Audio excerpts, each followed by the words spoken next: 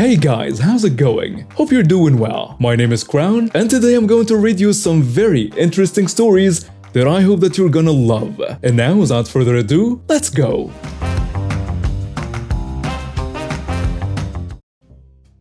Buckle up, this one is long. I was visiting a friend who owns and operates a trailer park. Basically, his house is a main office. A couple had just moved into a lot with their mobile home. The dude seemed fine, and he and his girlfriend had just had their first kid. Well, at 3 a.m. just a few hours after I arrived, the boyfriend showed up at my friend's house, the main office, and apparently he had a DNA test done. And he found out the kid wasn't his.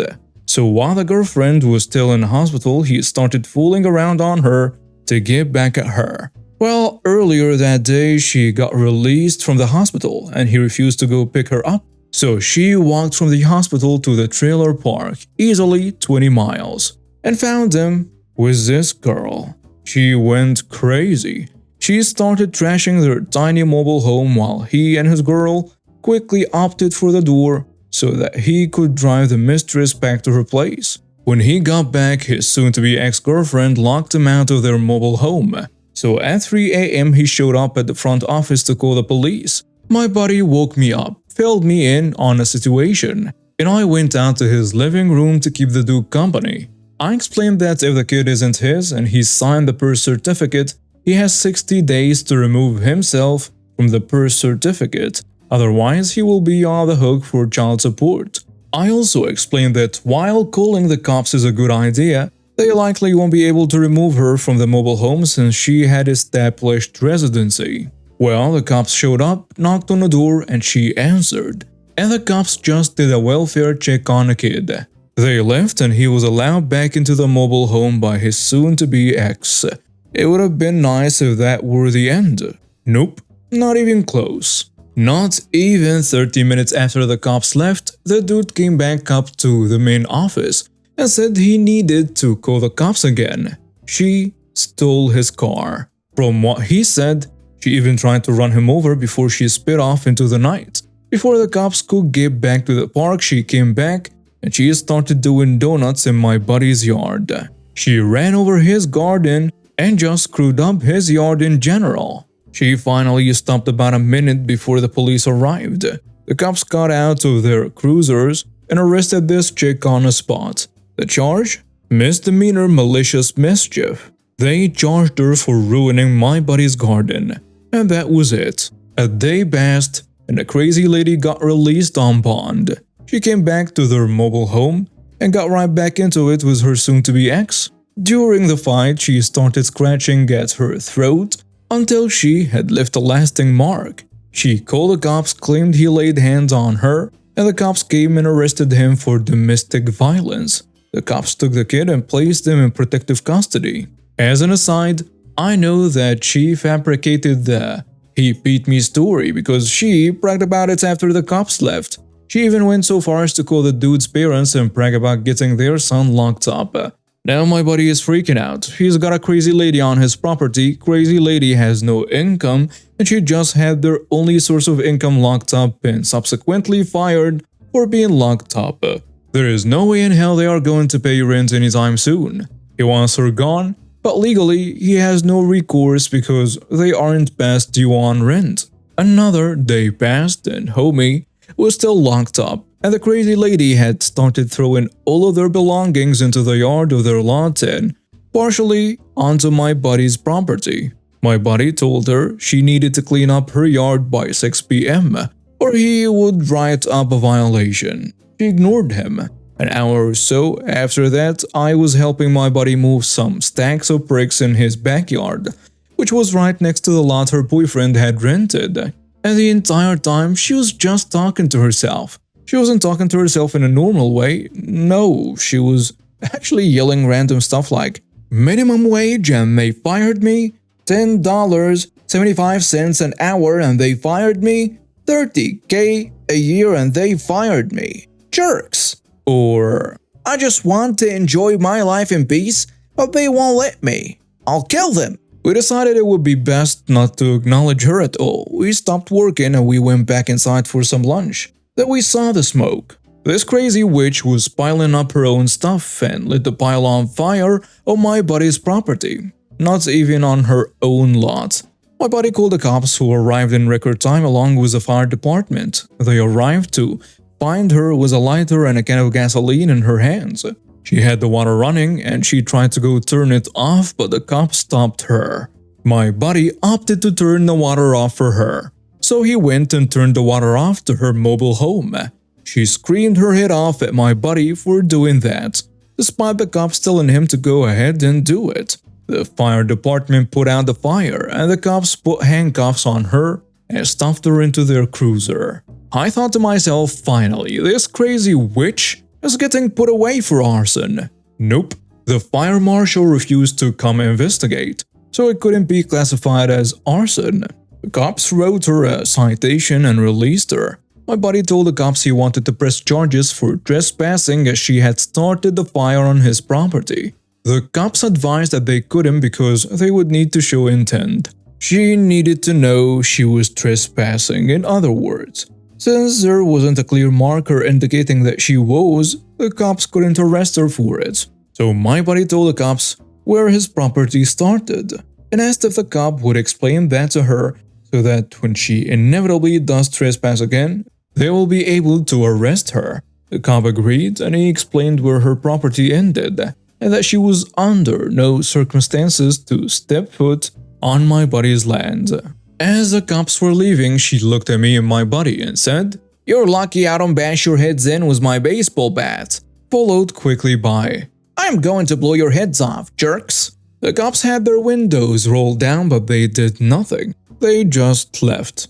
An hour passed and we saw the crazy witch standing in the middle of the street, stopping every car that passed. Finally, one of them pulled into the park, parked on my buddy's property and lit her user cell to call the cops. Why was she calling the cops? Well, she tried to get them to come arrest my buddy for turning her water off for her, on police orders. So she was standing on my buddy's property to call the police. He whipped out his phone and recorded her standing on his property. Then he called the cops himself. When they came, she was certainly surprised when they put her in handcuffs immediately. The cop who had responded before, the one who explained to her where her land ended, came over and watched the video my buddy recorded on his cell phone. And then he explained that he would not be arresting her for trespassing. He was going to do an emergency order of detention. Basically, she was going to be forcibly taken to the closest hospital where she would be evaluated briefly and then released. He explained that she would be back out before the day was done. My buddy didn't bother insisting that he wanted to press charges for trespassing. I wondered why, but after the cops left, he called her ex-boyfriend's parents who, as luck would have it, had the only key to the mobile home. It was given to them by the police as it was on their son when he was arrested for domestic violence. They came out and they locked up the RV. My buddy then noticed a water leak coming from the valve, so he turned off the water to the entire park briefly, cut out the section of pipe attached to the valve and capped it off to stop the leak. Lastly, remember how he warned the crazy lady to clean up her yard or she would get a violation? Well, she never cleaned up her yard. Instead, she threw just about everything that was in the RV into the yard. Well, as it turns, in a rental agreement, my buddy cleaned her yard. He took everything that was in the yard, TV, mattress, microwave, and so on, and he hauled it off to the dump. But he wrote out a violation as well as a bill for having to clean her yard. Well, the crazy lady got out a few hours after she was taken in, and she called her ex-boyfriend's parents to try getting a ride. They promptly hung up on her and they immediately called us. We had plans to grill out for dinner and my buddy invited them over for dinner and the show. She arrived after the sun had set and, well, after we had eaten dinner. We were sitting out on my buddy's patio, which had a very clear view of the mobile home.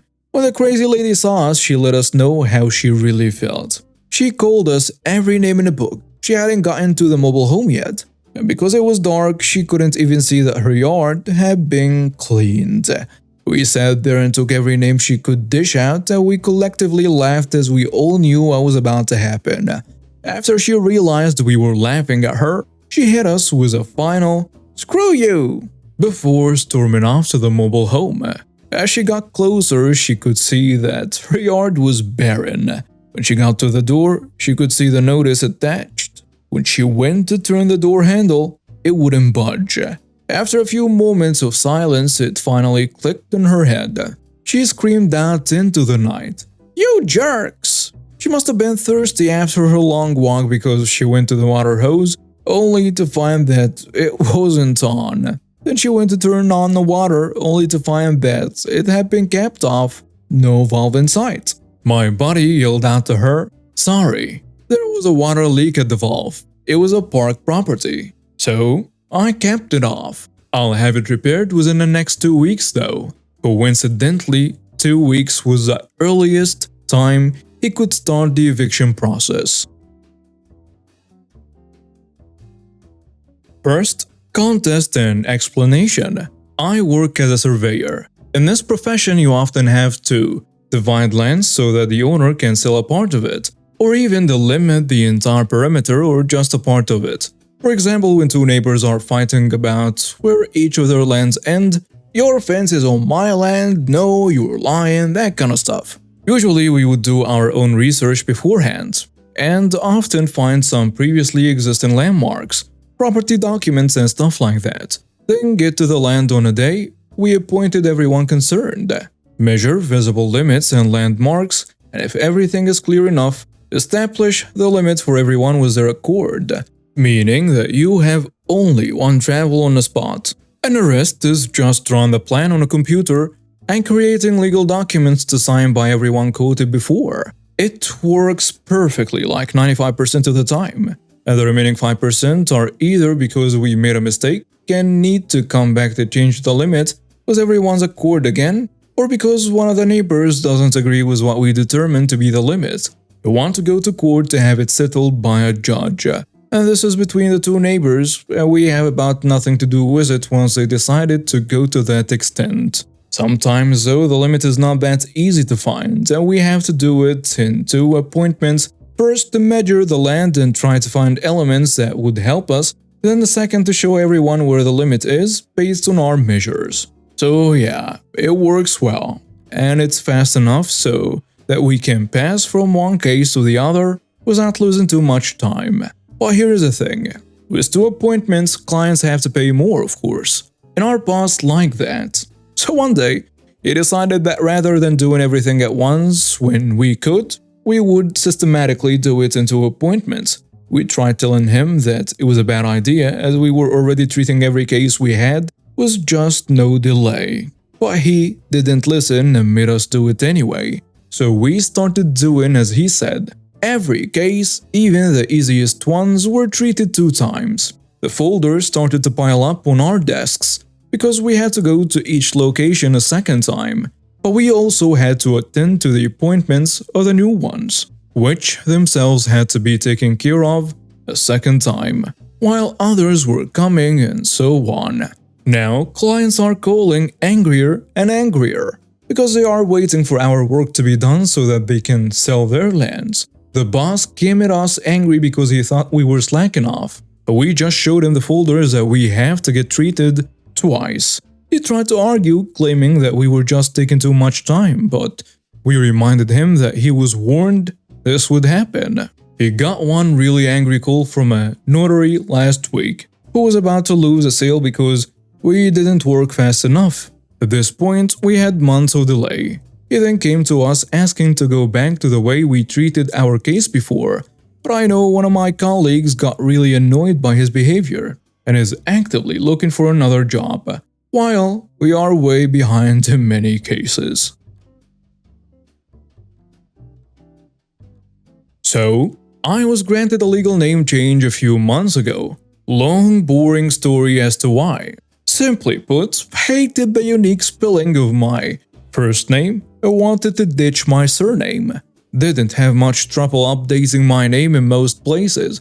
Social security, driver's license, insurance, yada yada. No bumps in the road until I got to the very last thing to update. My credit card. I use this particular credit card a lot. I'm self-employed and use this card to rack up travel points for flights, hotels, rental cars, and so on. However, if you've ever checked into a hotel or picked up a rental car, you'll know the name on the card must match the name on the ID.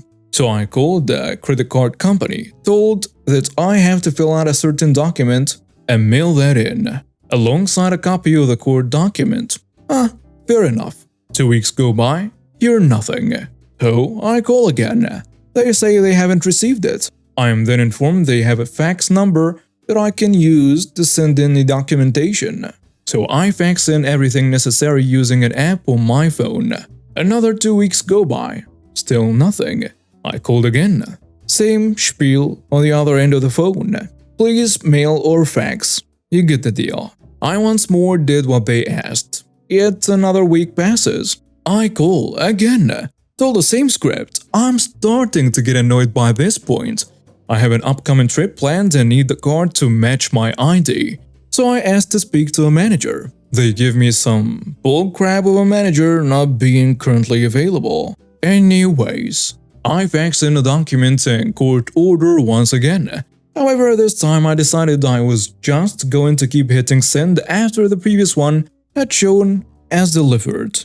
I thought I'd repeat the process a few times, just to make sure they got it. After sending it 25 times the first day, I got no response. Next day, I was sitting on my couch, watching football. Thought I'd send the fax a few more times, and by the time I realized how many times I'd hit send, I had sent it over 130 times. The very next afternoon, I got a call from a manager at the credit card company. She sounded quite angry over the phone. I just played dumb. Well, you guys asked me to fax it in.